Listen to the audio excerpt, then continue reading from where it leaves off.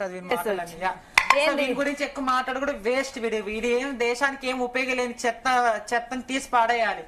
అంటే ఇప్పుడు హనీమూన్ కి వెళ్తున్నాం అని చెప్పేసి వాడు ఎక్కడన్నా పోనీ అమ్మా, హనీమూన్ కన్నా పోనీ, ఎక్కడన్నా పోనీ, మాకు సంబంధం లేదు. కానీ ఎందుకు ట్రాన్స్జెండర్ పరువు తీస్తున్నాడు, జనాలకి ఎందుకు మాయ మాటలు చెప్తున్నాడు, మాకు అదే కావాలి.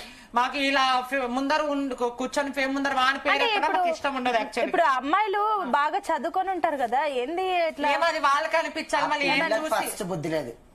మెయిన్ థింగ్ మాట్లాడాలంటే ఆ పాప ఫస్ట్ బుద్ధి లేదు. ఇంత చదువుకున్నాను కదా, ఒక ఏమంటే న్యూస్ యాంకర్ గా కూడా జాబ్ వచ్చింది పాపకి, నేను చూసాను. అంత మంచి చదువుకొని సమాజం ఎట్లుంది ఏం సంగతి అవి బట్టి ఏదో మందు పెట్టిరు అని చెప్పేసి ఇంట్లో వాళ్ళు చెప్తున్నారు కదా. మందు పెట్టిరో ఏది పెట్టిరో అవన్నీ తెలుసా? మందు పెట్టి అవన్నీ తెలుసా? మళ్ళీ హీరో సరే పోనీ అఘోర నిజం అయిపోతుందా? అఘోర నిజం అని నేను చెప్తే నమ్ముతారా జనాలు? నిజం ఏ రకంగా కాదని మేము కొట్లాడాలి. ఈ రోజు అవును అని అంటాము, ఎవరైనా సరే నమ్ముతారు. అవి వింత అఘోర నిజం అని చెప్తే అవునమ్మా తప్పైంది అయ్యా అఘోర నిజమే అని చెప్తే దేశవ్యాప్తంగా నమ్మడానికి రెడీగా ఉన్నారా ఈ రోజు?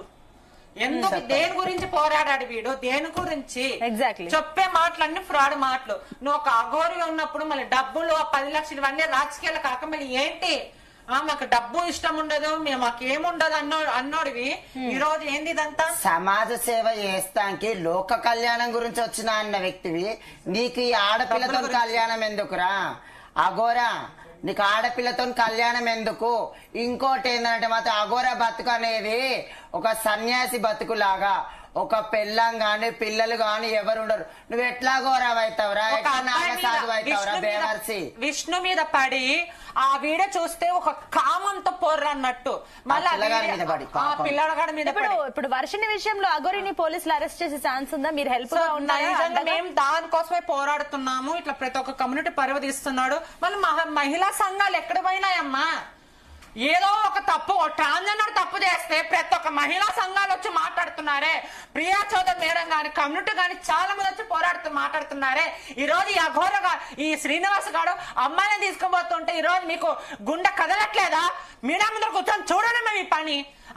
మేము అన్ని పనులు పక్కన మానుకొని వచ్చి మాట్లాడుతున్నామే. మీకు ఇంత గుండె కూడా కరగట్లేదా? ఒక ఆడపిల్లకి ఇంత అన్యాయం జరుగుతుంది, ఒక కమ్యూనిటీకి ఇంత అన్యాయం జరుగుతుంది, రేపులు జరుగుతున్నాయి, హత్యలు జరుగుతాయి. ఇవన్నీ పక్కన పెట్టి అఘోర శోభన అఘోర వచ్చాడు.